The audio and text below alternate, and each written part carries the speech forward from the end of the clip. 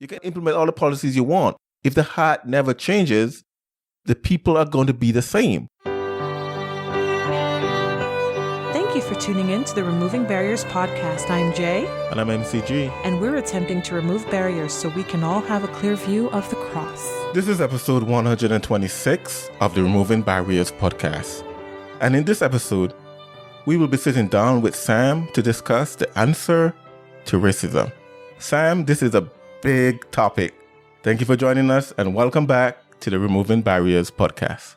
MCG, thanks for having me. Great. Well, let's get started. Many times we discuss these topics. We go in and we use terms, but we tend at times not to define them. And also we tend to allow, the world, so to speak, to create language and claim definitions that sometimes not supported traditionally or whatever the case may be. So Jay, I'm going to ask you, what are some terms you think we should reclaim and define before we get into this heavy topic? Yeah, this is a heavy topic. And so I think if we're going to try and discover the answer to racism, we should probably define racism.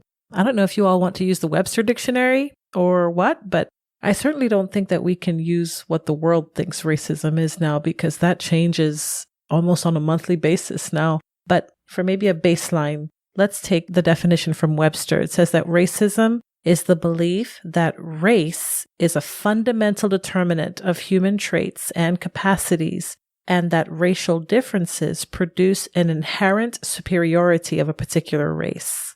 What do you think about that definition, Sam? That sounds pretty accurate to me. I don't know. What do you think? Yeah, that sounds about right to me too. It's certainly not the definitions that I've heard from people recently, where if you say anything that might be construed as offensive by a race, then they say, well, that's racist. Right. So yeah, I would agree. I think that racism is where a person or persons think that one race is superior to the other, generally superior to the other. Right. Or that certain traits that are favorable are characteristic of a certain so-called race, while certain undesirable ones would be associated with another race. But as we look at that definition, I think we also have to define what the word race means.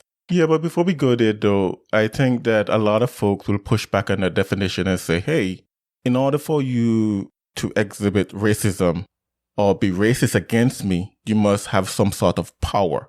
And that kind of put the ball squarely in the feel of the white man can be racist, quote unquote, but the black man can't be racist because the black man doesn't have that power. That definition that we got from Webster did not include power. Should we be considering power as part of your capacity to be racist? So for me, no, because at least the way I look at racism, it's a pattern of thought, So just like you could have somebody, this is closely related, you could have one person hate another person, but you wouldn't say that somebody doesn't hate somebody because they didn't have the power to harm them. If somebody is thinking hateful thoughts about another person, then they are hating somebody, But the problem, I guess, is more obvious, obviously, when they can actually do something with that hatred. So if they decide, I'm going to harm somebody in some way because of my hatred, and they have the capacity to do that, then it becomes a more obvious problem. But, you can hate somebody without actually acting on it, at least for a time.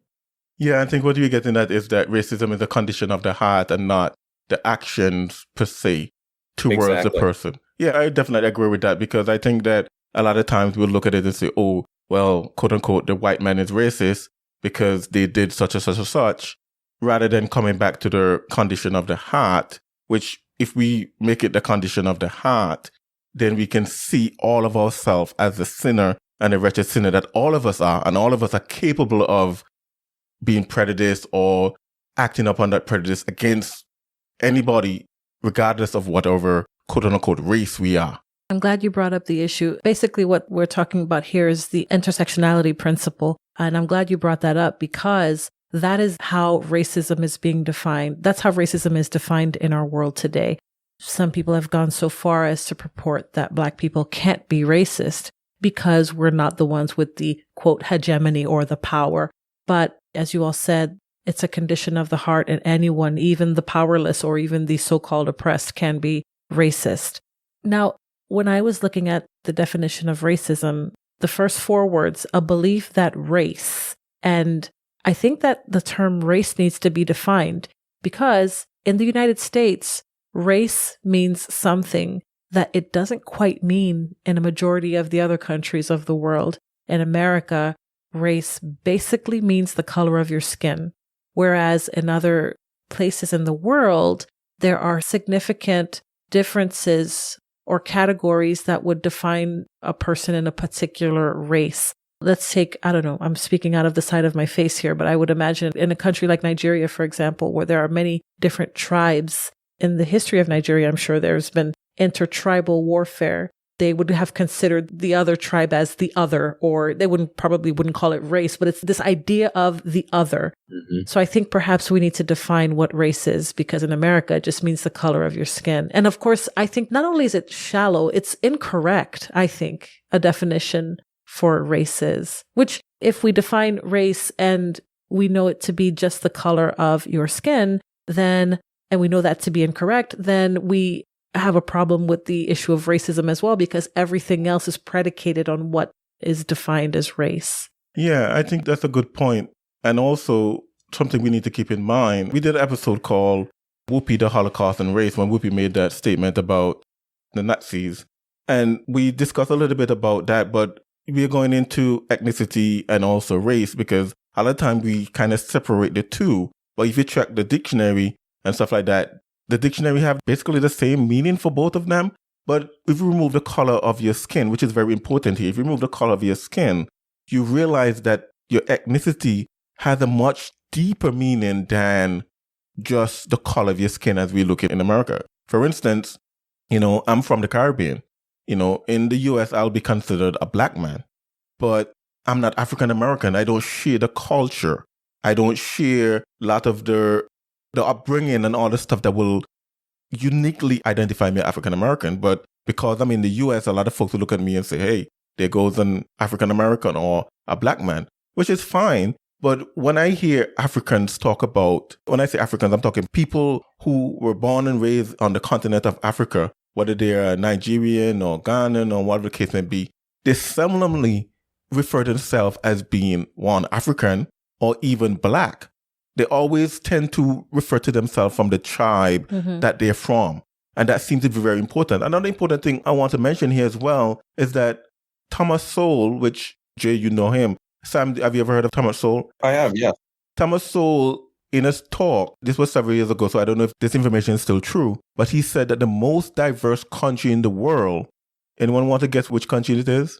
Nigeria. No. I don't know. Oh, wow. I'm trying to think here. It's not the US. No, it's India. Brazil? India. India? Really? That's what Thomas Sowell said. I don't know if it's still true because this is old statistics, but think about it. Think about it. I don't know about you, but I can't distinguish between Indians and Sri Lankans, right? But in India, with 130 something different people groups or languages or something like that, he said that was the most diverse country in the world, at least back then. And I'm like, but you cannot tell by simply looking at someone from India.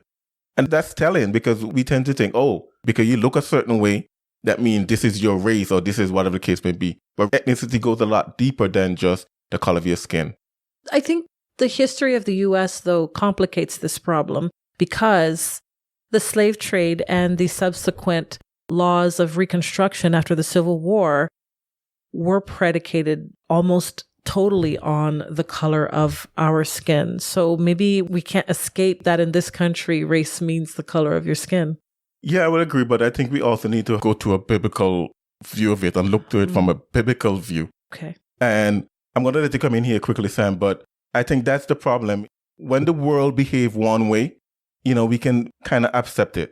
As my pastor always say, don't be surprised when sinners do sinful things. But when Christians behave the same way, that's a problem. Because I believe that the Bible never used the term race to mean anything close to what we use the word race today to mean. As a matter of fact, the Bible put all of us in the same bracket. All of us are the same. Humans, born sinners, destined unto hell, heart that is deceptive above all things, are desperately wicked, and in need of a savior. All of us fall in the same bracket. No matter whether we are highly menelated or lightly menelated, we all of us fall in the same bracket, sinners. And that's how the Bible look at us. And if we can look at our fellow men and not, look at him as black men or white men, I think that's the biblical way to look at this, and not be looking at it and say, oh, well, there goes a white man, there goes a black man. Christians, I think, hold a lot of things in their hand, because the world, yeah, we understand, but Christians, it's a shame. Yeah, I'm just thinking back a moment ago when you're talking about racism and the fact that in America there's a very strong emphasis on complexion. And it seems to me that racism is an interesting topic to me in America. I feel like a lot of the anxiety that we have today regarding racism comes from the whole time of the slave trade in America, as well as the times of Jim Crow and stuff like that. But what's interesting to me is that, in America, we've discriminated on people not just for being black or for being white, but for other things as well. We had a lot of discrimination against Jewish folks many decades ago. We had discrimination against the Irish. It's really bad. Against the Italians, really Chinese. bad. It's really, honestly, the history of discrimination in America seems to me to be along many different ethnical lines, if you will, not just skin color. Now, in the South in particular, and probably in the North as well, but to a lesser degree, it did seem like there was a lot of division based off of your skin color, and then even subcategories, So like in the South where there were slaves, obviously many of the slaves were black. And so we had slaves that worked in the field. They were usually the darker ones. Then we had slaves that would work in the house. They were usually not as dark. They were oftentimes mixed. And my understanding of all that is it helps with keeping control, So like if the slave master took some of the lighter blacks and put them in a better spot, then they can feel like they have a better position and that they don't have a reason to buck the system, if you will, because they're doing better than at least the others that are out in the field. And then it also keeps the two groups divided, because the blacks in the field didn't like the blacks that worked in the house, or there were fights between them because they got preferential treatment, But I feel like not only the slave masters pit dark blacks against white blacks, but going through some of American history, it looks to me like they pitted blacks, slaves, against whites that were technically not slaves, but they were not too far off. And those were a lot of those in the sharecropping community, from which my family comes from, by the way. In my family's case, half of my family came into America as slaves, and then they eventually got their freedom, but then they ended up being sharecroppers, which is a rough life, because you're pretty much living off of land. The land does not belong to you. So then to pay for the land that you're living off of, you have to give a lot of the money, or the food that you get from that land goes to the guy who owns the land. And pretty much you would make just enough to get by that year and just enough to pay the landlord off, but not enough to make it out of that difficult situation. And you would pretty much get worked to death in those situations. Yep, a vicious cycle of poverty. Yeah. And so if I understand my family's story correctly, my grandpa, he was supposed to end up being in that whole sharecropping thing too. But my great-grandpa, somehow, I don't know how, but it sounds like he and his family, they found a way to get out of it.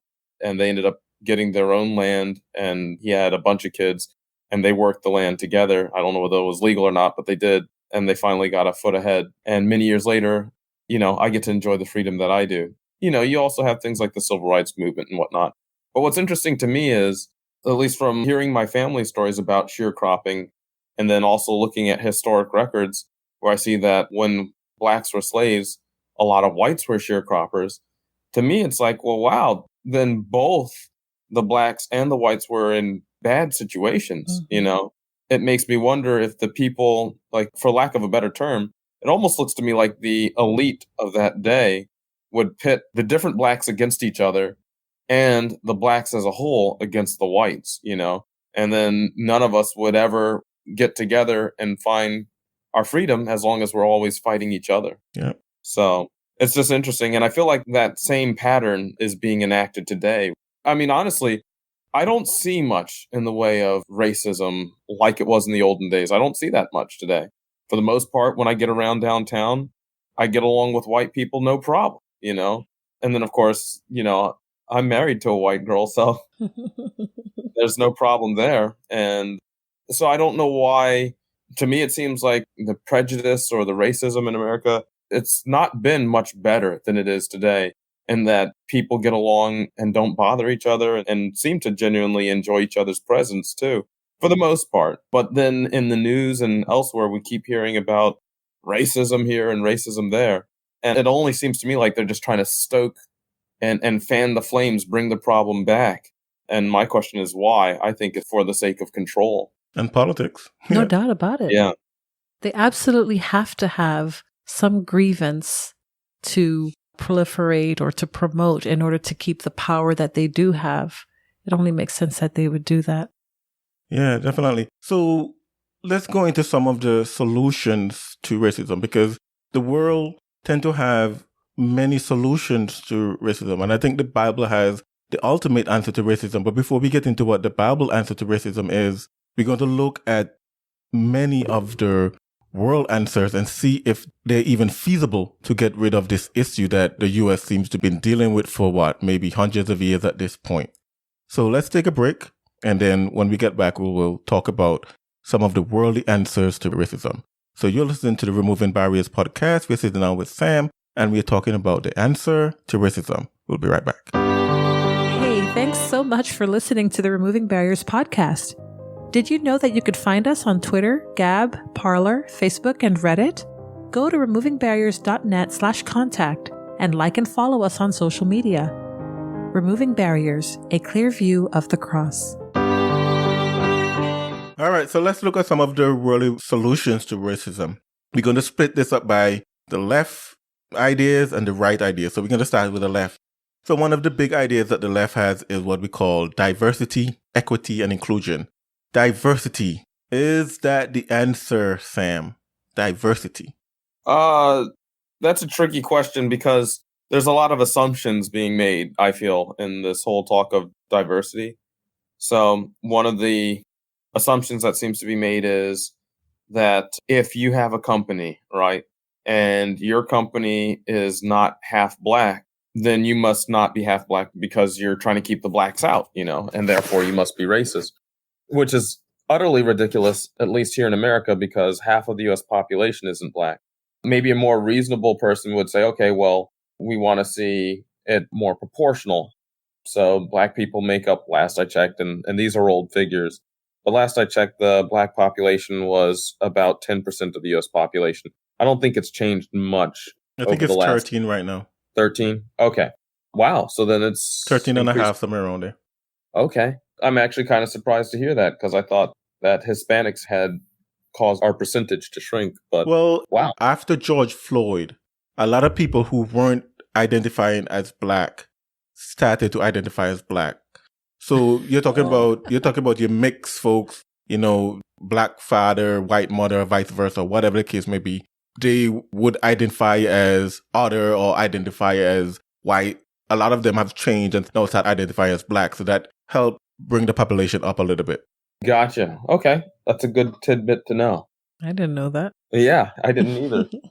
But yeah, I mean, so to me, if you want to look at the proportionality, I think that might be it can be a rule of thumb to look at. But to me, that would just be more like a quick glance to just look and see, do you think there's a problem here or not? So obviously, if you saw a company that matched the proportionality, so let's say you have 13% black in America, and the company had 13% black employees, then you might say, okay, well, there's probably not an issue here.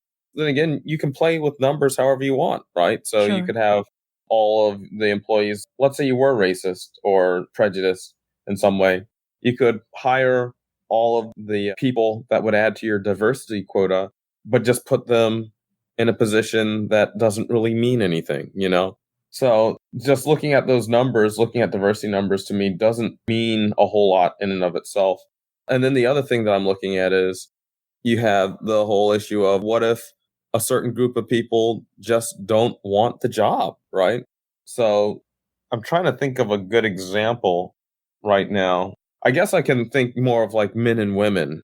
Oftentimes, men seem to like jobs that involve a lot of math and science. There are women who like that kind of stuff too.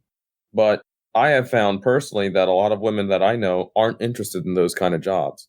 So even though our society is about half women, maybe just a little bit more, Mm-hmm. if I go to a company that does a lot of computer science, actually, even the company that I work right now, we're mostly guys. And I don't think that any of us hate women, but honestly, I can't think of the last time a woman's even applied to our job. Hmm. You know, they don't apply where I work. Yeah, but So, you and I were in college together doing software engineering. We can count on one hand how many girls was in our class. I can remember one. yeah. Okay, so our senior year, there were roughly 16 of us, Mm-hmm. and I can only think of one, like you're saying, Yep. that was in that class. Yeah, so I think you have a point there. It's not that women are dumb. Actually, growing up, going to school, the girls were always the smartest in the class.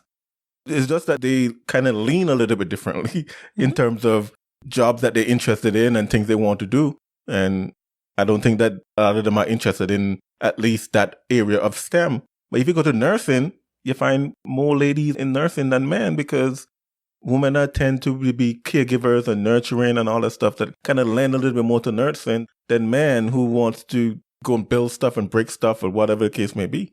Yeah. Yeah. So, yeah, I mean, I think that it's nice to have diversity, generally speaking, but I don't think that the lack of diversity means you're racist. And I don't think, in and of itself, and I don't think that the inclusion of diversity means that you're not racist. In fact, now I think about it, some of the organizations, the job that I worked at previously, they made a huge push for being diverse and all that. But in my opinion, that job, they were prejudiced. In fact, I think I experienced quite a bit of that. I don't really want to go into the details there. But the job that I'm at right now, we're not pushing for diversity at all. But I don't feel like I'm in a prejudiced environment at all. I feel like I'm treated just like a normal person, So, Yeah, I think one of the bigger issues I have with diversity because, in one sense, I want to say, who cares? It doesn't bother me whether or not I'm the only black person or I'm one among 100 working at a place. So for me, it's not a big deal. Can we work together and get the job done? Yeah. But the bigger issue for me is that it is never in the reverse. So let's take the NBA. The NBA is about 72% black and it's only 16% white. So if you do the math, people of color is about 84% of the NBA. And you will never hear anyone on ESPN or any of these sport organizations complaining that the NBA is too black or the NBA is too colored. Let's diversify the NBA a little bit. Why? Because we judge and enjoy our sports based on the talent. I don't care whether or not you're white or black. Can you shoot the ball? Can you dunk the ball? Can you make a fancy pass? That's what I am interested in. I don't care the color of your skin. If I'm watching the sports, that's what I'm interested in. But the commentators don't comment on that. But if we flip it and the NBA was 72% white, then it would have been a problem in this country. Well, let's go to the NFL. The NFL is 56% black.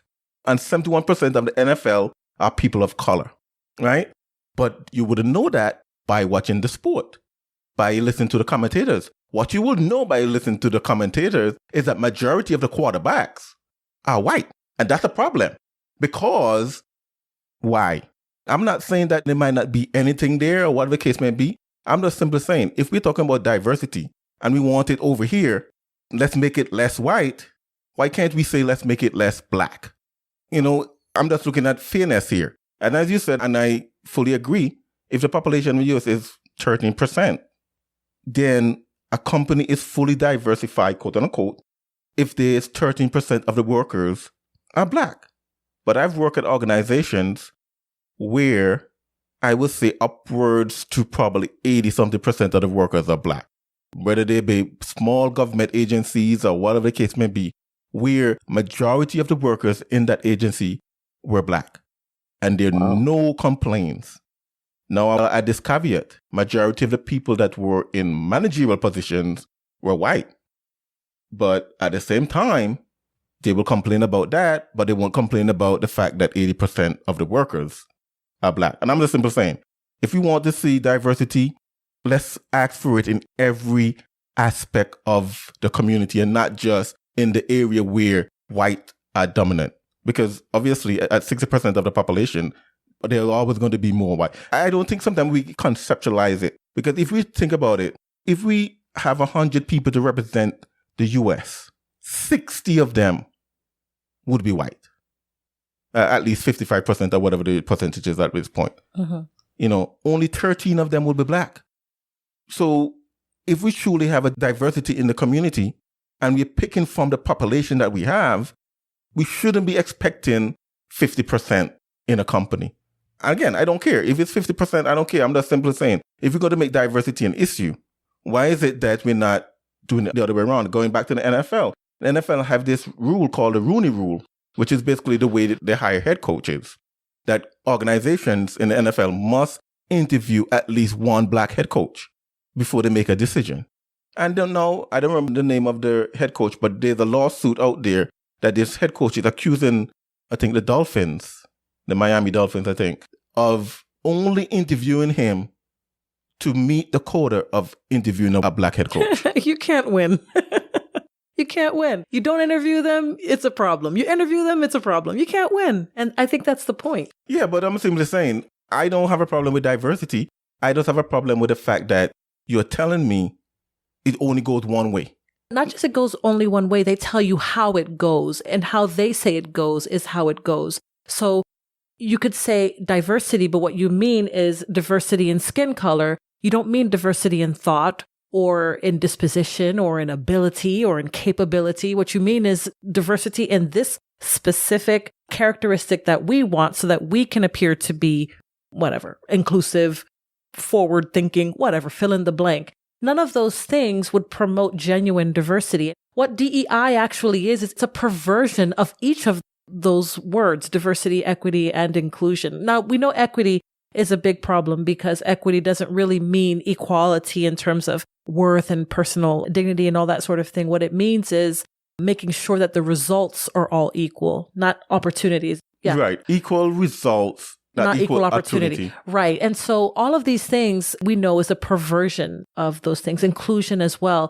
What they mean by inclusion is bringing in more people that are not like the hegemony. So that means more black people, more brown people as they define it, more people of various sexual orientations. So basically when we're talking about DEI, we're basically talking about what they deem diversity to be, what they deem an acceptable way to combat racism is, because only their way is the accepted way. And you could tell that now because folks are being canceled otherwise, folks are being marginalized and ostracized otherwise. So DEI is a big no-go in my book. You mentioned inclusion. The issue with inclusion, to me, is not very inclusive. Because you want inclusion, but if I disagree with your worldview or your lifestyle, then no, you can't be included. But we want inclusion. We want acceptance. We want more than tolerance. We want acceptance. Or we want to be placed on a pedestal because my lifestyle is way more important than yours or whatever the case may be. But if I disagree, then all of a sudden, then I can't be a part of this inclusion. And I'm talking about this because most of the time it's the Christians that have fundamental beliefs that a man is a man, a woman is a woman, and stuff like that, that are excluded from this inclusion. But they want blacks, they want people of the 2S, LGBTQIA plus people, they want, people of different religions and all that stuff. And it sounds good. But if you say that you don't agree with whatever group, then you're not included. And so to me, if you say inclusion, it's not very inclusive. Another reason why I would say that the left approach to diversity and inclusion is not very inclusive is I'm just thinking about the, I think it was last month, if I remember correctly, last month was International Women's Month or something like that, which I've never heard of before. But anyway, if I understand correctly, I saw the ceremony, but I'm having a hard time believing what I saw. They had, at the White House, they had some kind of awards where they recognized women in America and abroad. I think they had one woman representing the United States and a woman from Latin America, a woman from somewhere else. There may have been 3 or 4 of them. And they were handing out, I guess, prizes or some kind of a medal or some commendation for, I guess, what they've gone through and how they hopefully are helping future women in the struggles that women face.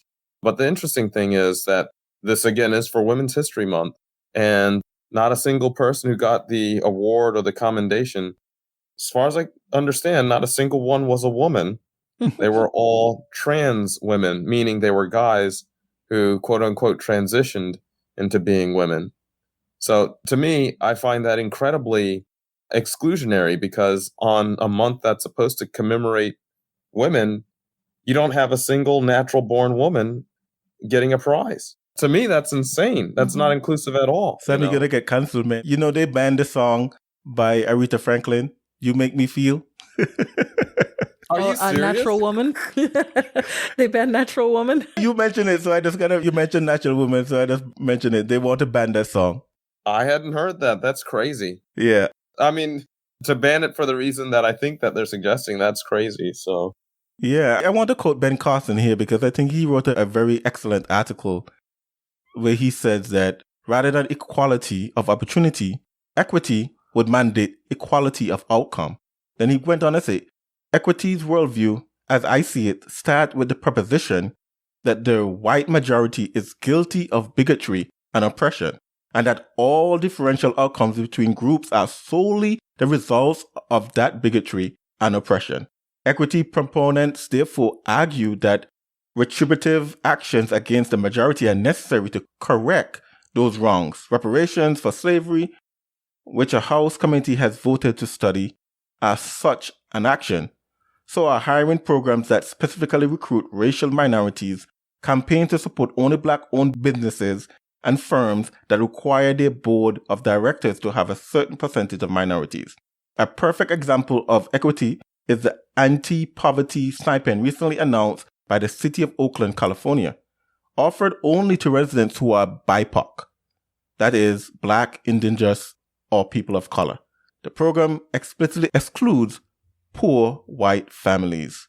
Proponents of equity see no problem with treating groups of people differently based solely on race, as long as it serves their agenda. This is what we used to call racism.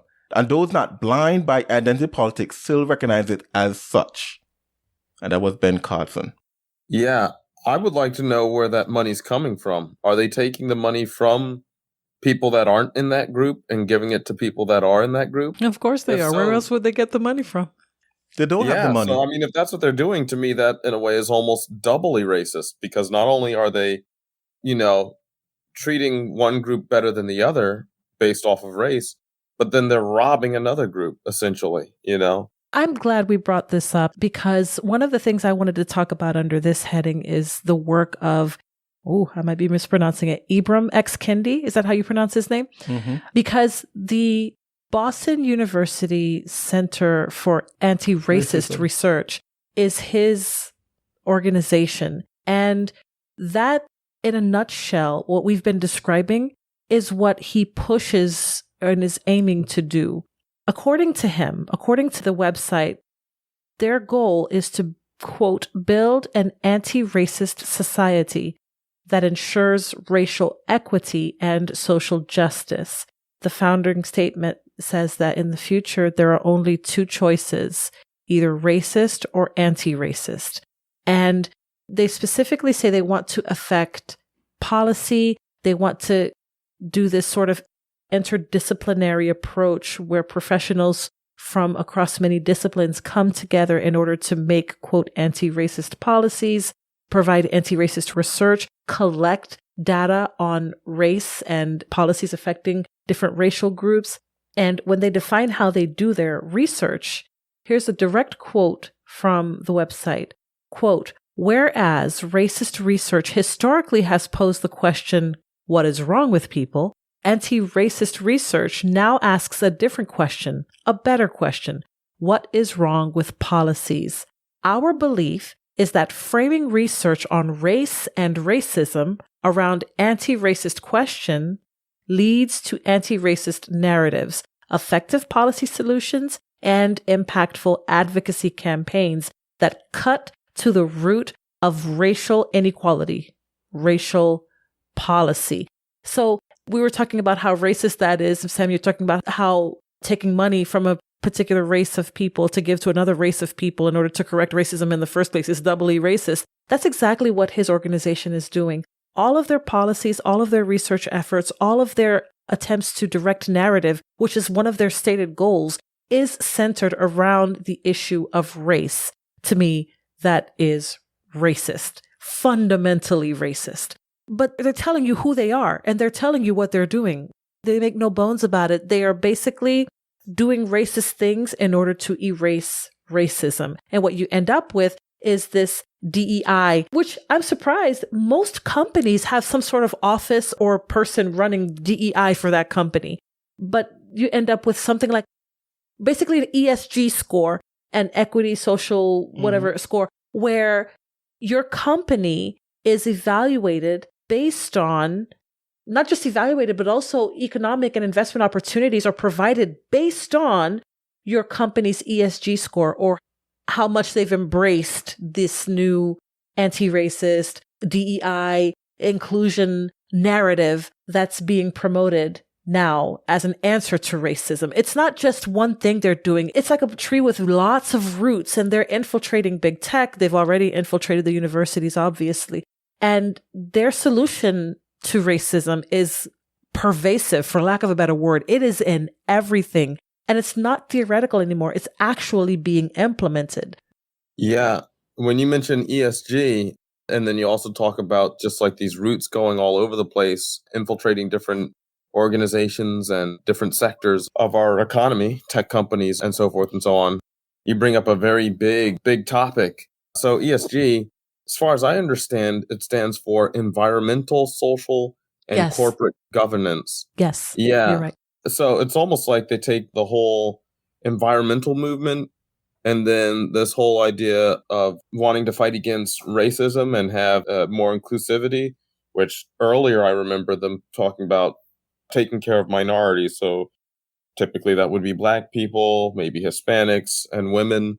But now, of course, they're throwing in all these quote unquote alternative lifestyles, which really, in reality, I call them alternative death styles because it's a way to accelerate your own death. Absolutely. When you play around with sin. I'm not saying that to be mean to those people. I'm saying it to try to alert them as to their own peril that they're putting themselves in. Not that other people might attack them. I hope people don't. But they are hurting themselves, and it's going to take a toll on their bodies, and a toll on their mind. One of the things you can look at is, I think it's like 42% of people who get surgery to transition from one sex to the other, 42% become deeply suicidal, And in that 42% figure, I want to say they've even tried to commit suicide. Not all of them succeed. That's dangerous, I actually think the number is higher. I think there's a group of people who have pursued this mental illness to the degree to where they physically change themselves, and they can't bring themselves to admit that they've made such a significant mistake. And so they just keep on the path. But I'm sure that when they're at home alone and no one else is there, and when they're alone with their own thoughts, they have to sit with and realize the mistake that they've made. They can either lie to themselves and tell themselves that they haven't made a mistake and that this is what they want and that this is making them happy, or they have to sit with it every night but put on a brave face when they face the world because they can't help but save face after doing something so drastic. You kind of lock yourself in a corner to where you have to continue the nonsense until it ultimately kills you. Because from what I understand, going through something like that, like this is something that you have to continue for the rest of your life. You can't just decide to stop, sort of thing. Yeah, well, I'm glad you did bring up that point. There's a real aspect to, once you transition, it's going to there'll be effects on your body that are not reversible. Mm-hmm. But that being said, there are people that have transitioned one way and transitioned back as much as they can. Mm-hmm. And there's even one guy, I don't even remember his name, but you can find him on YouTube and whatnot. He was a special forces guy. And he, after I want to say this is after he left the special forces, supposedly he transitioned into a woman. He appeared as though he was a woman, and he got all the surgeries and all that, if I understand correctly. Mm-hmm. But then years later, he says that he regretted it, and he did return his appearance to that of a man. Although he also says that he's still, he'll never be the same, but at least he looks more like what he was born as, and that's a man. Right. So I don't know. To me, just because somebody went down that route, it doesn't mean that there's absolutely no hope, but I'm sure that they feel pretty hopeless, and that's what's driving high levels of suicide, or suicide attempts anyway. At least when you mutilate your bodies, when they start cutting things off, they can't really grow back. So, Yeah. Forget about kids. That's for sure. Yeah. Well, just quickly, back to the Anti-Research Center. One of the things that they're doing, for example, and I want to put a finger on this because this is actually dangerous for the entire country and for Christians in particular. I'll give an example. One of the things that they're working on is called the COVID Racial Data Tracker. I'm not sure how much they're still using this because COVID is beginning to dwindle down in importance, but it's a tracker for how many brown or Black people have been affected by COVID and how. And so they claim that COVID has affected people of color the most. And again, the purpose of that anti-racist research center is to both find, create, and bring together data. And they want to make policies based on that data. But this COVID tracker is an example of how something like this can be just so subtly twisted and used in nefarious ways, although presenting itself as benevolent. So they will say that COVID has affected brown and Black people more than any other, quote, race of people. And the idea is that somehow COVID affects Black people because of the melanin in their skin, but it doesn't take into account the fact that most Black and brown people live in urban areas. And in urban areas, most of the time you're living in an apartment, people in close quarters. The cities are very crowded. And so that is more of a factor of the transmission of COVID than it is the actual color of the skin. But because they're not concerned with those other extenuating circumstances, they can make policies based on these numbers. Then you end up with policies that negatively affect other races. So, for example, in some places, Black and brown people were getting the vaccine before other people were. Relief and aid is distributed based on the color of your skin, which, as Sam mentioned before, is even double racist. And so it actually affects so many things. And when I talked about roots being far spread, that's going to affect how businesses run. It's going to affect how they hire people, how the company, like people in the company, interact one with another. Meritocracy will and has gone out of the window. This has very far-reaching effects. Yeah, that was a disturbing episode. At least what you're talking about might have been a little bit after what I observed, but in the beginning when they started to roll out the vaccines and a few other things, I believe there was like a website like you may have suggested where you could sign up to get the vaccine, and they preferred Black people over white folks for some of these aid programs.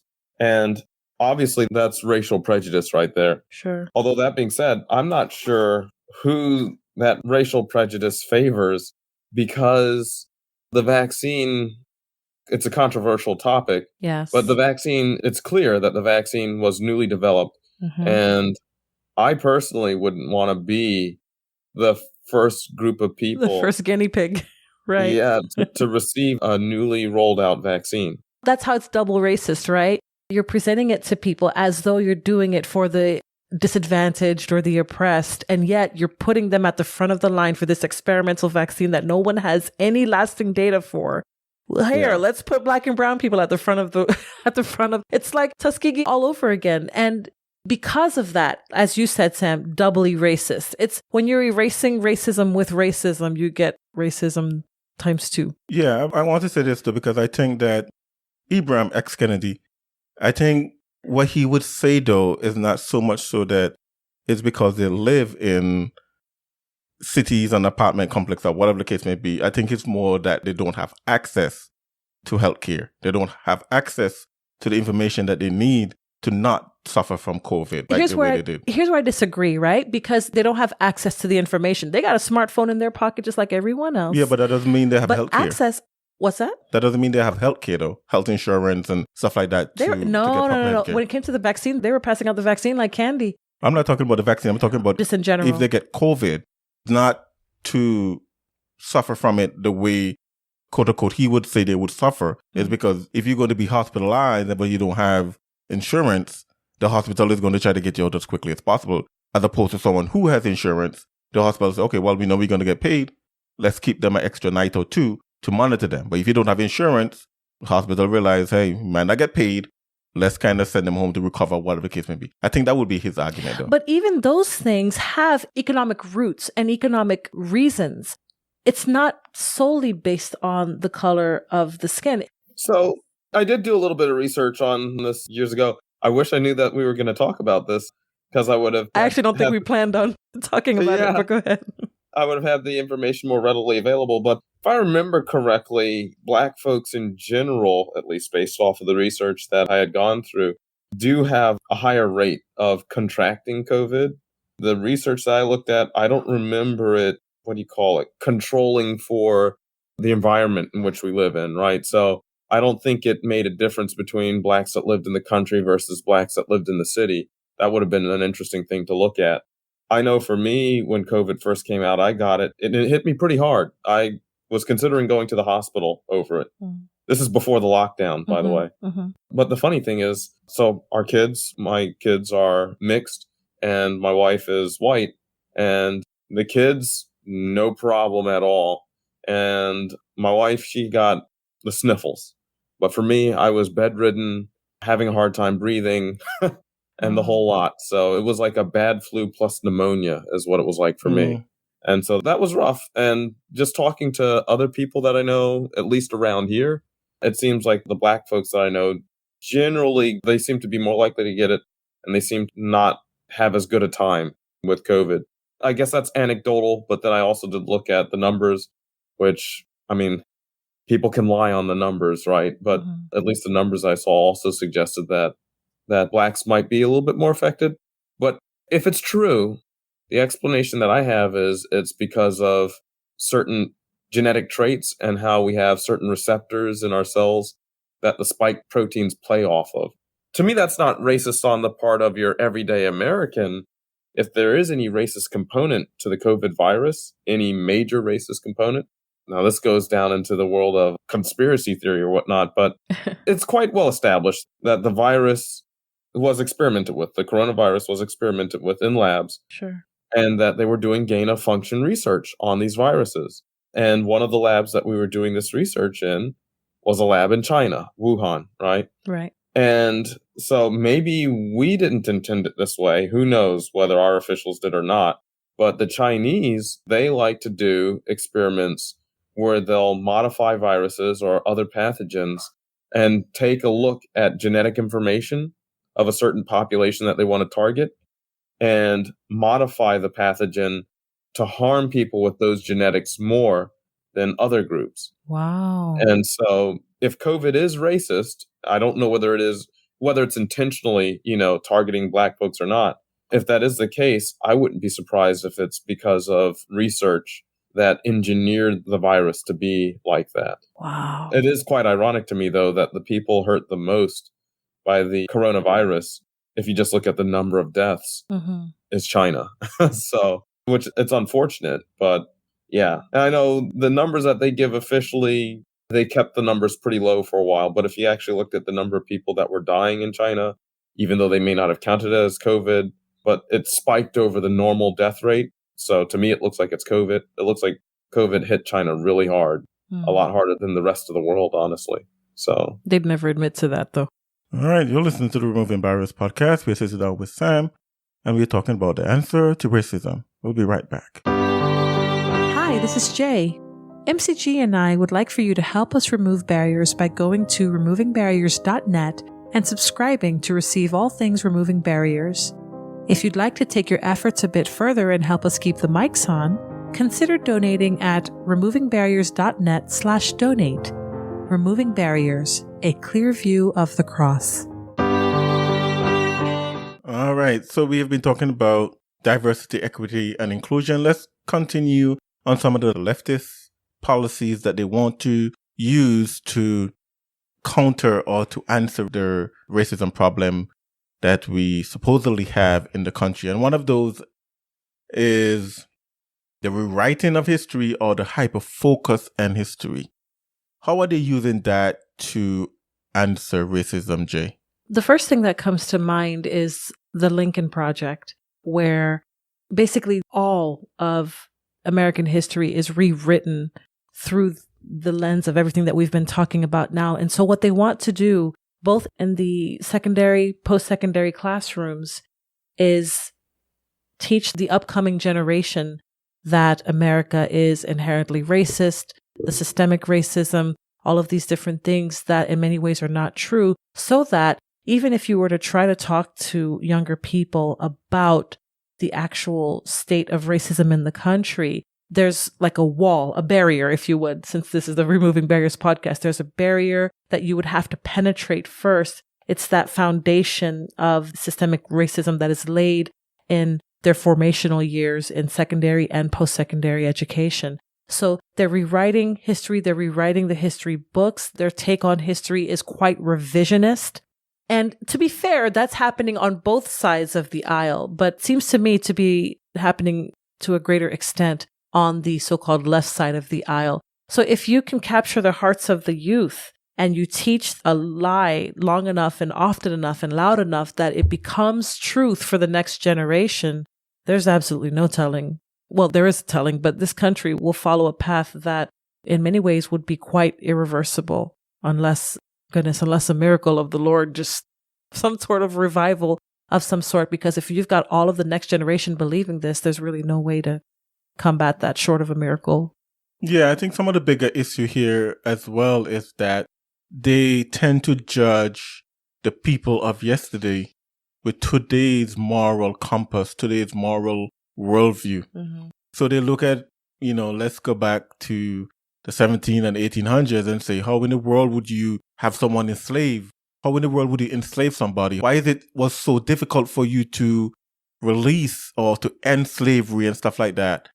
And if we go back to the moral compass they had and the technology they have and whatever else they had, you can look at it and say, and at least understood that, hey, while there were men and women who struggled tremendously with this, there were also issues of, say for instance, you couldn't just release the slaves because they didn't have money, they didn't have land, they didn't have a way to survive, no education as well. So you couldn't just release them and say, hey, now you're all free without something else. And I think if we judge them based upon the morality we have today, then we are putting the same flaw that they had into our judgment. We did an episode, I think it's 91 and 92, called The Bible, Christians, and Slavery. And we talk about some of these things. But I think that is very important to realize that, hey, today's moral compass, yes, we look at slavery as being bad and terrible and all this stuff. But back then,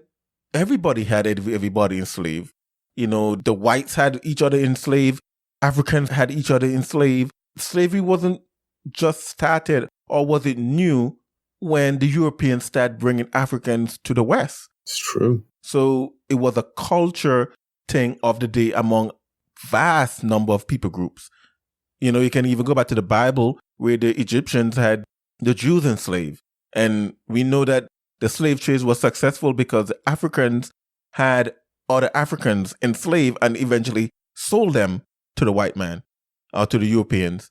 And before the advancement of ship and all that stuff where you could go across the Atlantic or go across oceans, they had each other enslaved. So I guess we're just judging it by our morality and say, how in the world? But if you go back to history without rewriting it or be hyper-focused on it, I think you can at least understand it. Not necessarily excuse it, but you can at least understand it and where it's coming from. Yeah, that's a good point. The institution of slavery is not unique to white people applying it to black or colored folks. It's a worldwide phenomenon, and black or African folks are just as guilty, so. Yeah, but what about reparation, though? Do you believe that black folks in the U.S. should be repaid or give some sort of reparation for what they went through or their ancestors went through, what is your stand on that? Is that an answer? Can that change the racism that we're seeing in this country?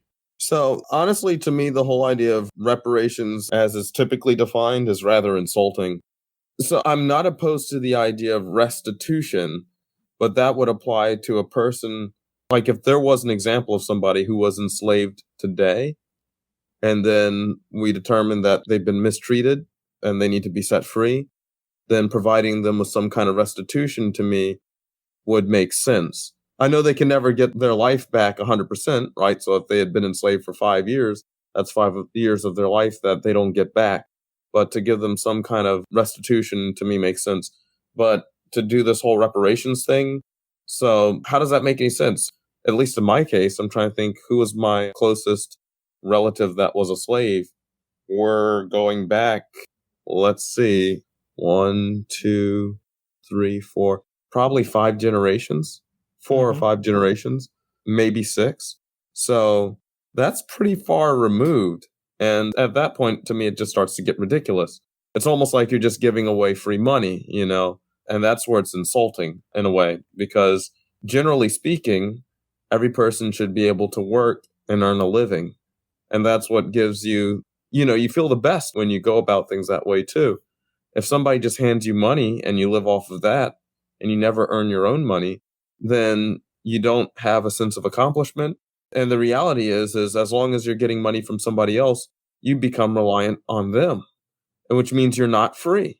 To be free, you have to make your own money. So this whole idea of reparations, it's insulting, and it's actually not helping people gain freedom. It's taking their freedom from them, in my opinion. The problem with reparations as well is that it allows politicians, policymakers, academia to keep kicking the can down the line, because it's not a problem that can be solved in political cycle.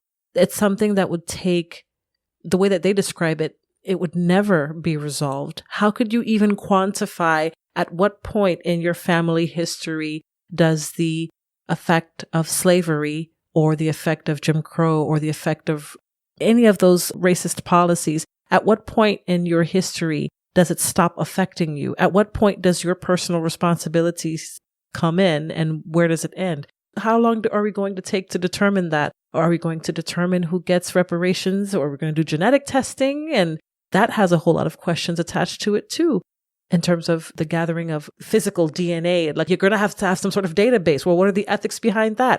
And with every single consideration when it comes to reparations, there are like 15 other questions that pop up. And so it's the perfect problem because it has no solution, and it can go on as long as the people that are in power want it to, in order to keep them in power. So it just seems to me that the solution would be much better to, instead of dragging this along, cut it off. Let's stop with the racism now. Let's stop talking about it. Let's stop giving it the undue attention that we're giving it right now, and let's start afresh and let's move forward. Well, that's too simple. They need something complicated and cumbersome, and something that the bureaucracy can really put some red and yellow tape all over, so that it takes them decades and decades and decades to figure out, which means the problem never gets solved. So I'm not for reparations either. But here's the counter to that, though, because they will tell you, and there's some truth to this, that because of Jim Crow, redlining, segregation, and stuff like that, Black home ownership didn't grow as much as it should.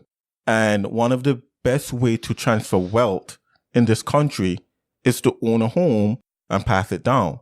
So because Black people were hindered because of redlining and Jim Crow and all these other things that were ingrained into the laws of this country, that the Black person is behind in wealth creation. So therefore, that's why the white person is ahead.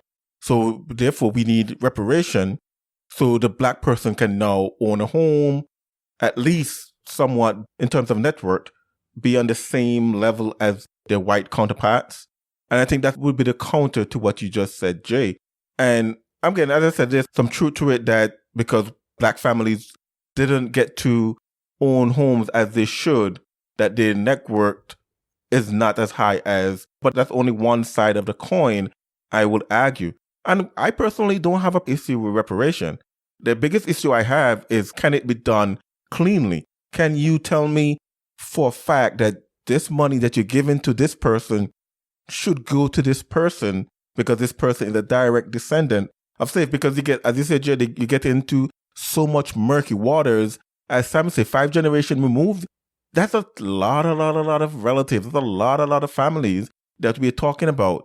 And what about the family that now intermarry for the last 3 generations and everybody in the family now identify as white?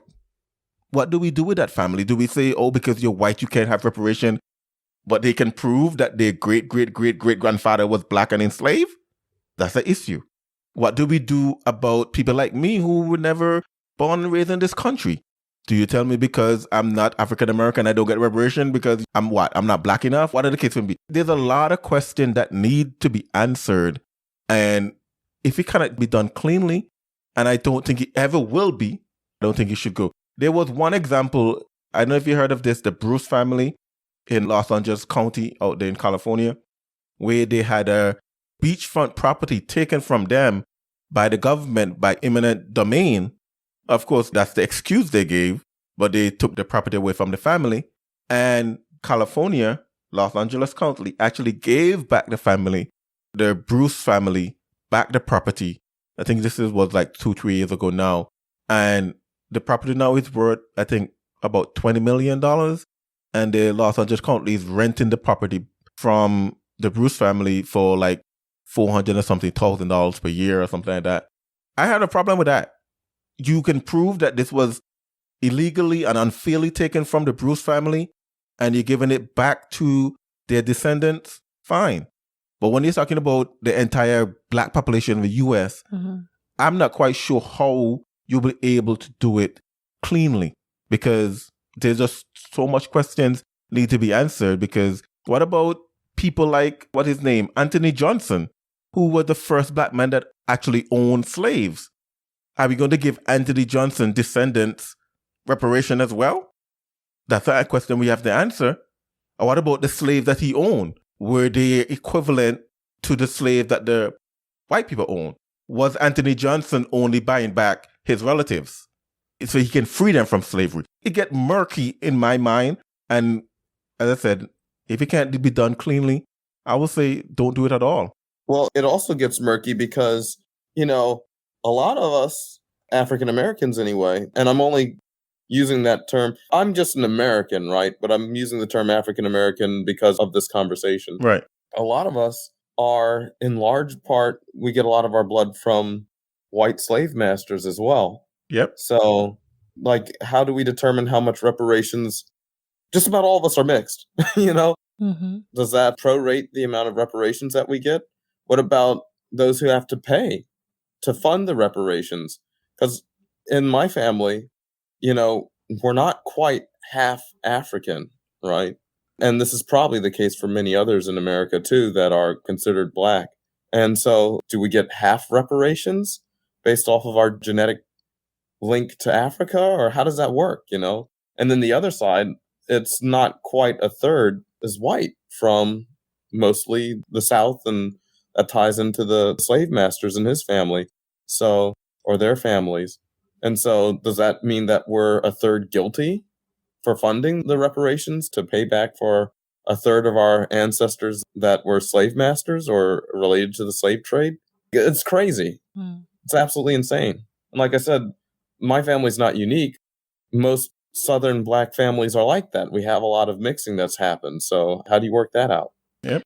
I know that we're going to be talking about the biblical responses to racism, but one of the things that comes to my mind now as Sam was talking is the Proverb 10:22, where it said, "The blessing of the Lord, it maketh rich, and he addeth no sorrow to it." If you receive any type of gift or benefit or anything from anyone, and there's like strings attached, added sorrow, complications, footnotes. It's like those those pills you see commercials for, this new pill that they want you to ask your doctor about. But then at the end, they, in a very low voice and in very, very quick succession, they tell you all of the side effects that might happen, including death if you take this. Well, that's not really something that all of the gifts of the Lord are without all of that.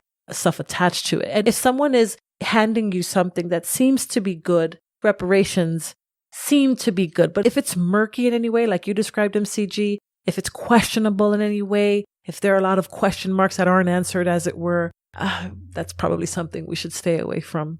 Yeah. What about being anti-racist? Anti-racism, would that solve the issue?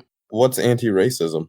According to Webster, anti-racism or being anti-racist means being opposed to racism. That's the textbook definition is. However, if you talk to people like Ibram X. Kendi, Patrisse Cullors, all of these leaders on the forefront of this new movement, well, it's not so new, but this movement, it's basically an active resistance against racism that basically looks like racism. It's racism against racism, if that makes any sense. It's basically saying it's not enough to say, I am not racist and do nothing. So if you say you're not racist and you may not do anything per se to show that you personally are racist, that's not enough. You have to take it a little bit further to be anti-racist, basically like advocate for anti-racist ideas and policies and stuff like that. Let's say you're a white person, you say, I am not racist, I'm just living my life, my family. That's not enough. You have to go to the government and petition the government to get stuff done that would enact anti-racist policies and stuff like that. So now you're acting upon, it's the same thing that, well, not the same thing, but almost the same thing that you're racist because you do certain action, and then you're anti-racist because you do anti-racist actions. Okay. And if that in a way, sense. It's kind of like you're guilty until you prove your innocence kind of a deal. Right. Wow. I'm not in favor of that, honestly. Well, that's what they push. And, again, Ibram X. Kendi, I listened to a talk he had with Jamila Hill, and, I wish he had defined racism and all that stuff, but he defined it by using the same word. And I'm like, dude, come on. You're a doctor of something, something, something. You should know that you don't define a word by using the word. I'm saying I spend my precious time listening to you, trying to understand what you're saying. You basically define the word by using the word. Again, I disagree with many of his points, but I can see where he's coming from in terms of saying, hey, it's not enough to be inactive. You want to be active against fighting against the injustice that you see. But the problem is that the fight that he wants to put on is for DEI and reparation and all these things that we already discussed and say, hey, they won't work. They won't work because they're not addressing the issue. And the issue is the issue of the heart. It's not issue of people needing this thing and we need to implement all these policies. You can implement all the policies you want. If the heart never changes, the people are going to be the same. So it's never going to be solved. But those are some of the leftist ideas. Why don't we go into another break and then we'll talk about what are some of the right ideas or the right-wing ideas that they're using to say that they want to give an answer to racism. You're listening to the Removing Barriers podcast. Again, we are sitting down with Sam and we are talking about the answer to racism. We'll be right back. This is the Removing Barriers podcast. If the podcast or the blog were a blessing to you, leave us a rating and a review on your favorite podcast platform. And don't forget to share the podcast with your friends. Removing Barriers, a clear view of the cross. Okay, Sam, we've been going on for quite a while and we've gone down a few rabbit holes here or there, but we're back on track. We've talked about what the left has presented as solutions to the problem of racism. What are some of the solutions that people on the right are proposing as solutions to racism? Wow, that's a good question. Honestly, I've spent most of my time looking at supposed solutions that have concerned me that generally come from the left. I'm trying to think, so most people would say that I'm on the right. What kind of solution would I propose? I think one of them that I think they really push is what is called reckoning. It's called what? Reckoning. Reckoning, okay. Yeah. People on the right tend to, and this is very general because people on the right are not a monolith. Not everyone would agree with this solution. So are people on the left as well. That's true too. Right. But it seems to me that reckoning is this idea that we talk about the past, we acknowledge it for what it is, we, for lack of a better word, I can't think of a better word, but we confess it, but then it stops there and we move forward. Right. There's no need to drag it on with things like we've discussed in the last section, reparations and all these different things. Hyper-focus on history. A hyper-focus or a revisioning of history. We just need to acknowledge it for what it is and move forward with what we currently know to be the right or the true way. That's what I think of when I hear of reckoning. Yeah. Okay.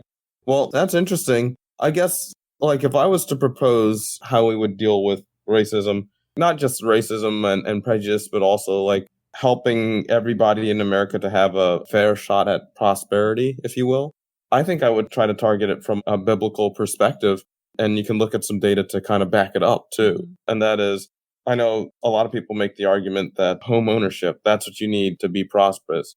Or other people say education, that's what you need to be prosperous. And there's an argument that the black man hasn't been afforded those opportunities because of prejudice and other issues.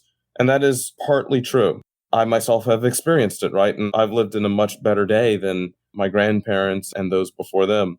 But that being said, just because you might have an obstacle thrown in your way doesn't mean that you're going to fail, right?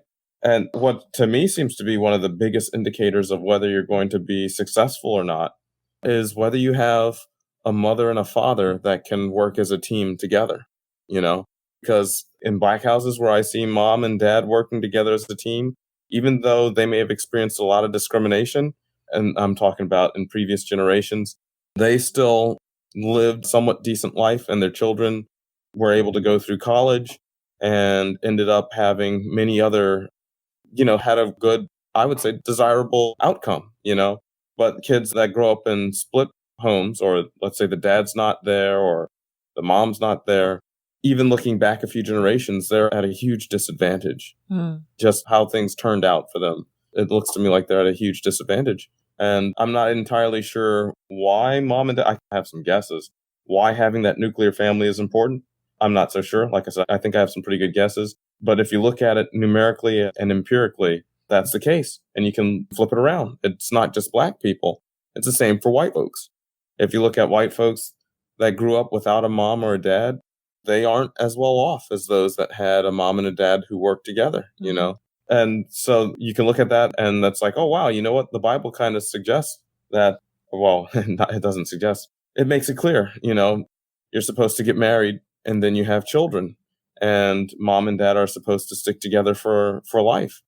God hates divorce and stuff. So if we can find a way to keep the nuclear family intact, then a lot of these issues with poverty and with people not having a good shot at life, a lot of those problems would probably be resolved, And in particular, if you look at the African American community, you see that intact families are not our strength, if you will. So logically, if that's not our strength, then we're going to have a hard time getting ahead. But like I said, African American individuals that I've observed that have grown up in a nuclear family, they seem to be generally a lot more successful. So yeah, I think the statistics and scripture back that up, Sam. Even Obama said it himself. People that grew up in a single family home are X amount percentage likely to end up in jail and do all these things. So that's something that we know from statistics. And these are stats I've given on different episodes of the podcast where this is true for a mother and a father raising children. It's not just two adults raising children. It's actually true for mother and father, which of course is a biblical model, which is being destroyed in this country. Another thing that the right wing, at least a solution that they gave or is given, is the balancing of history. I think we kind of talk about that in a little bit in Reckoning, where they want to look at it in a way that, hey, this is what happened. We acknowledge it happened. We are going to move on. And I think sometimes they make it so light that the left now come back and counter them because it almost seems like, hey, yes, I think it's okay to acknowledge that segregation, redlining, and Jim Crow had a negative effect on black families, especially welfare, where the government encouraged especially black women to divorce their husband and marry the government. And even today, it was a few years ago, I saw, you can find these things on YouTube, where I remember one lady, she was giving her testimony of that she and her family, they fell in hard times and she went to get welfare. And the person in the office told her, if you divorce your husband, we'll give you more money. And she was like, what? And she said, yeah, if there's not a man in the home, we'll give you more money. And she said, I'm not telling you to leave him, just divorce him on paper. And that's the kind of thing that is big when it comes to this welfare, because why would you give the family more money when the man is not in the home? You're encouraging women to leave men and say, okay, they're not important, whatever the case may be. And so I think that, yes, we should look at the history. We should look at and understand that the history had a negative effect. But the question is, does it solve racism? Is it the answer? And I can answer that for sure. Absolutely not. It doesn't solve it. That's why I'm so adamant against general reparations as well, because it's another government program whereby people get money, blacks in particular, at least in this topic, will get money from the government, and it'll be detrimental, at least the way I see it. It'll be detrimental to the black nuclear family, which will just cause more problems, So it sounds nice. The idea of having money sounds nice, but when you get it from the government in particular, it doesn't usually work out that well. It's just more control that the government can exercise over that particular group of people. Yeah, and I wonder how much of it is going to be like winning the lottery. What they say, majority of people who won the lottery are broke in, 5 years or whatever. I wonder, I think it's Oakland or San Francisco is planning to give black residents $5 million and a home for $1. I wonder how many of them, if they do come to do this, because the city is broke, I don't know where they're going to get the money from, but if they do this, in 10 years, how many of those families are going to still have that wealth?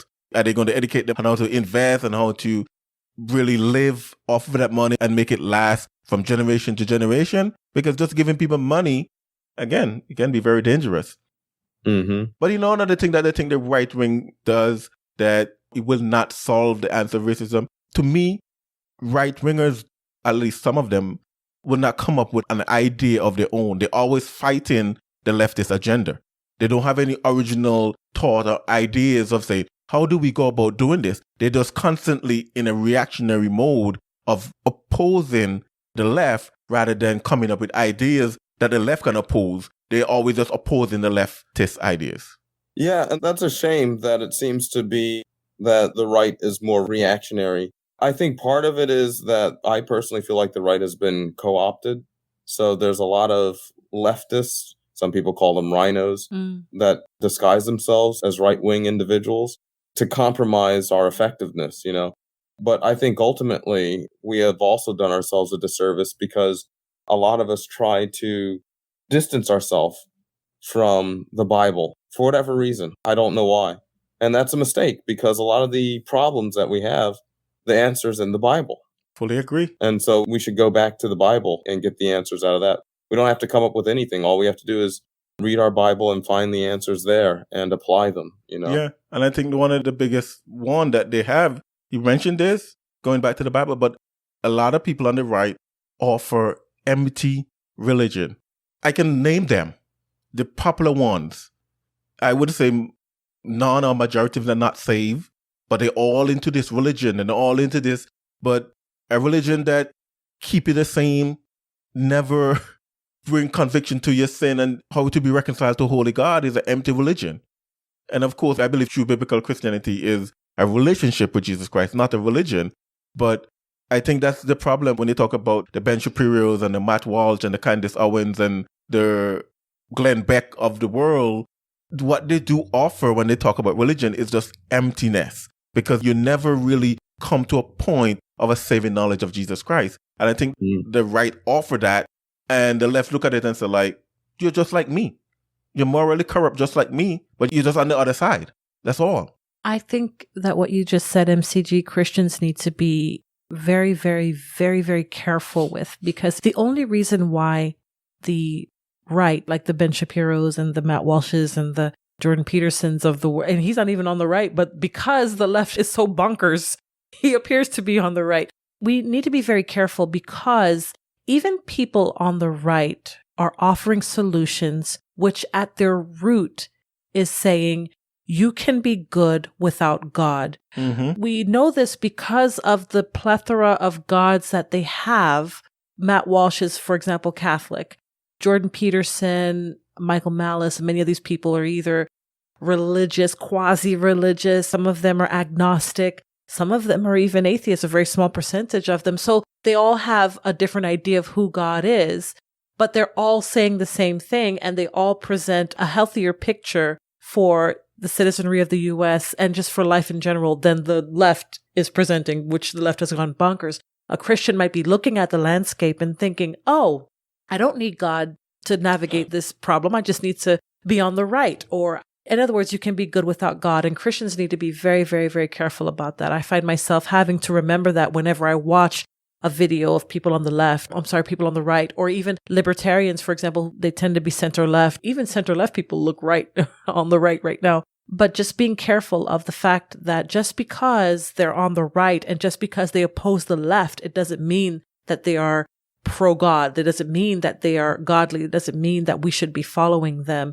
Even though in many instances our ideas and our thoughts may overlap, but Christians have to be very careful, very wary of identifying their ideas and their thoughts as Christian per se, because it's not. Yeah, Jay, I think I fully agree with what you're saying here, that of course, empty religiosity, being good without God, I think that's what the right push a lot, because everybody kind of ecumenical kind of thing, everybody come together and sing Kumbaya and we're all good because we believe the same foundational thing. And I'm not saying that the Matt Walsh and the Ben Shapiro's of the world are not so-called quote-unquote necessary, because they can help create a feel that we can go and present the gospel that is not as rotten as the feel that the US is going to today. But at the same time, we need to acknowledge it as Christians that these men are not men that are pushing the gospel as the solution. And that will take us into the answer for racism, because the answer to racism, I believe, is simple.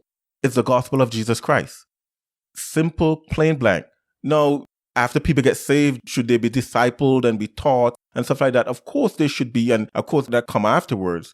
But I think if we're going to start anywhere in terms of an answer, we need to start at the gospel of Jesus Christ and present people the gospel of Jesus Christ, where their heart can be changed through repentant faith in him. And if that happens, I believe then you can now go on to the next step of showing them how to live the Christian life, biblical Christian life, having a relationship with Jesus Christ, where they now no longer hyper-focus on the color of people's skin that they meet and all this stuff, and the minor differences that are in our lives, but on truly human-to-human interaction. Or the different ways they identify, because for some people, race is just at the fundamental core of who they are. Yeah, definitely. You know, the Bible says in 2 Corinthians 10 and verse 12, "For we dare not make ourselves of the number, or compare ourselves with some that commend themselves, but measuring themselves by themselves and comparing themselves among themselves are not wise." The Bible make it clear here. Racism, we're comparing ourselves among ourselves, saying, oh, because of whatever trait you have or whatever trait you don't have, that make me more. The Bible tells us outrightly it's not wise comparing ourselves. How about we do this? How about we compare ourselves to the standard, which is God? Because when we compare ourselves to the standard, which is God, then we see ourselves for who we are, wretched, rotten sinners. And I think that's the goal here. Rather than this horizontal comparison, let's make a vertical comparison and see, how do I stack up when I compare myself to Holy God? I think you can see the rot that is in your life then. Isaiah 6 and verse 1-5 says, "In the year that the king Uzziah died, I saw also the Lord sitting upon a throne, high and lifted up, and his train filled the temple. Above it stood the seraphims. Each one had 6 wings. With twain he covered his face, and with twain he covered his feet, and with twain he did fly. And one cried unto another and said, Holy, holy, holy is the Lord of hosts. The whole earth is full of his glory. And the posts of the door moved at the voice of him that cried, and the house was filled with smoke. Then said I, Woe is me, for I am undone, because I am a man of unclean lips, and I dwell in the midst of people of unclean lips. For my eyes have seen the King, the Lord of hosts." I think it's important to mention here, hey, Isaiah came face to face with the fact that God is holy, that God is righteous. And what did he say? He cried out because he saw himself for who he is. I think when we present people the gospel and we're able to show them their sinful state before holy God, and the Holy Spirit is convicting, that they will cry out and say, Woe is me, for I am undone. So the answer to racism is not reparation, it's not reckoning, it's not fighting the leftist agenda, it's not DEI, it's the gospel of Jesus Christ. It's recognizing his sinfulness before a holy God, recognizing the penalty of his sin because God is holy, and coming to Christ in repentant faith. The Bible declares in Romans 3 verse 23, for all have sinned and come short of the glory of God. That all include you, my friend. And the Bible says in Romans 3:10, as it is written, there is none righteous, no, not one. But the good news and the great thing is that God didn't leave us hopeless. He tells us that the wages of sin is death. But what happened? In Romans 5 verse 8, God commended his love towards us in that while we're yet sinners, Christ died for us. He died in our place. And of course, I can end with Romans 10 verse 9 and 10, that if thou shalt confess with thy mouth the Lord Jesus, and shalt believe in thy heart that God hath raised him from the dead, thou shalt be saved. For with the heart man believeth unto righteousness, and with the mouth confession is made unto salvation. Look, you want the answer to racism? You want the answer to the problems in society today? Christians, let us go and preach the gospel. And when people get saved through repentant faith in Jesus Christ, we can see a change in the culture, a change in all these nonsense, because all these governmental policies is not going to change a heart. Yeah. Not going to change a heart. And that's what I would say is the clear-cut answer to racism. Mr. Sam, thank you for joining us on the Removing Barriers podcast. MCG, it was a pleasure. Great. Thank you for listening. To get a hold of us, to support this podcast, or to learn more about removing barriers, go to removingbarriers.net. This has been the Removing Barriers podcast. We attempted to remove barriers so that we all can have a clear view of the cross.